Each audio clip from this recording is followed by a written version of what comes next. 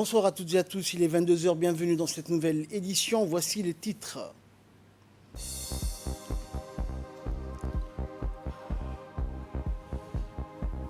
Les experts et médecins chinois poursuivent leur tournée à travers le pays et travaillent de concert avec leurs homologues djiboutiens.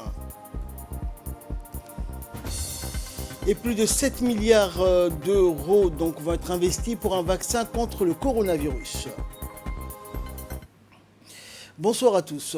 Le Premier ministre Abdelkader Kamel Mohamed a présidé aujourd'hui une réunion du comité de pilotage chargé de la mise en place du plan de réponse nationale face à la pandémie du Covid-19. La réunion a eu lieu au Palais du Peuple. Outre le Premier ministre, plusieurs ministres ont participé à la réunion qui intervient au moment où notre pays passe à une nouvelle stratégie pour lancer une riposte contre le Covid-19 avec le lancement des tests de masse au niveau national et à une prolongation du confinement jusqu'au 8 mai prochain. La prévalence de la pandémie a été aussi discutée lors de cette réunion qui a vu la participation du ministre de la Santé, du ministre de l'Intérieur, du secrétaire d'État à la décentralisation, du ministre de la Communication chargé des postes et des télécommunications et de la ministre des Affaires sociales ainsi que du ministre du Bien WARF. Et les discussions ont aussi porté sur les voies et mesures prioritaires pour préparer une meilleure approche progressive du confinement à l'avenir si la tendance du Covid-19 reste toujours faible. Et comme à son accoutumée, le ministère de la Santé, depuis le début de cette crise de Covid-19 dans le pays, fait chaque jour un point de presse éclaircissant la situation concernant l'évolution de la pandémie du Covid-19, écoutant le secrétaire général du ministère de la Santé. La situation Covid-19 à Djibouti ce mardi 5 mai 2020 se résume comme suit. 156 tests réalisés, 4 cas sont révélés positifs au Covid-19. Il s'agit bien entendu de personnes de contact. 32 cas sont déclarés guéris. Comme vous le voyez, la tendance à la stabilisation observée depuis le début de la dernière semaine semble se maintenir. Quant au bilan global de Covid-19 à Djibouti, il se dénombre ainsi 14 378 tests réalisés, 1120 cas positifs au Covid-19 ont été détectés à Djibouti, 745 cas sont confirmés guéris. Et bien sûr, toujours, nous déplorons 2 décès. Aussi, nous tenons à vous informer que l'enquête de prévalence qui est menée ces derniers jours dans la ville de Djibouti touche bientôt à sa fin.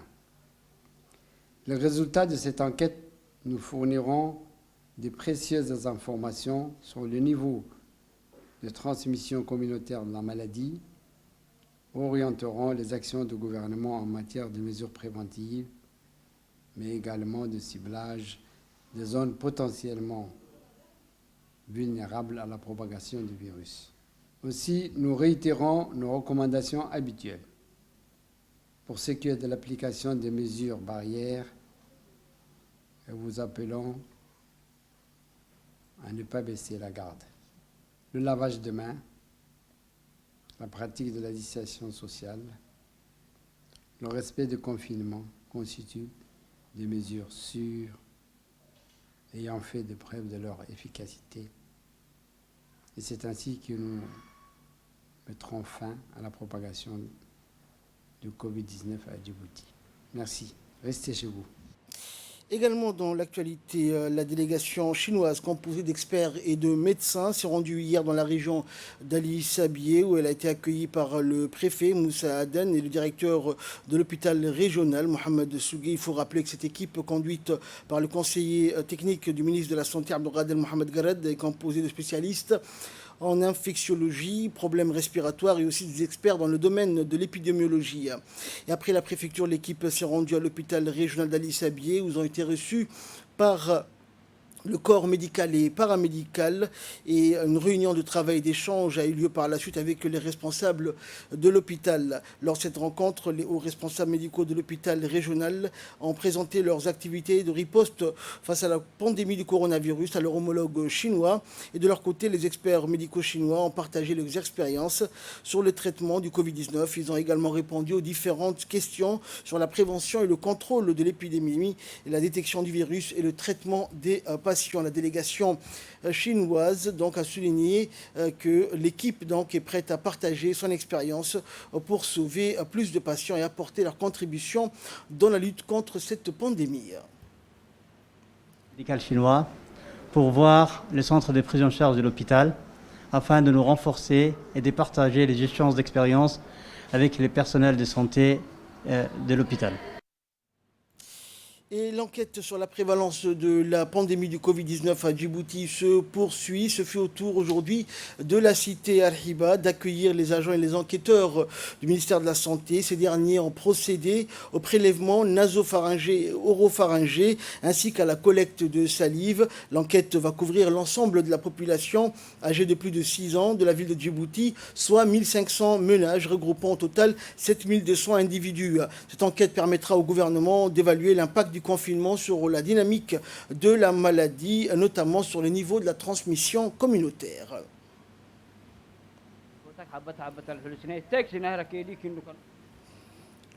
Et toujours dans le cadre de la réponse humanitaire et sociale face à la pandémie du Covid-19 et en période de ce mois béni du Ramadan à Djibouti, le ministère des Affaires sociales et de solidarité, en collaboration avec l'ONG Islamic Muslim World League, a distribué donc des rations alimentaires. Ce matin, donc, près de 350 ménages vulnérables vivant dans le quartier de Talabo, notamment dans le secteur de Bouldoro 2, périphérie de Balbala, ont reçu des denrées alimentaires de première nécessité. Ces bénéficiaires sont pour la plupart des veuves et des personnes vulnérables ayant plusieurs enfants à charge, ainsi donc leur apporter un soutien alimentaire en cette période est un geste louable. Et face aux urgences qui se multiplient, les travailleurs sociaux du ministère mettent tout en œuvre pour continuer leur mission au service des personnes les plus vulnérables et se mobilisent chaque jour pour venir en aide aux plus démunis.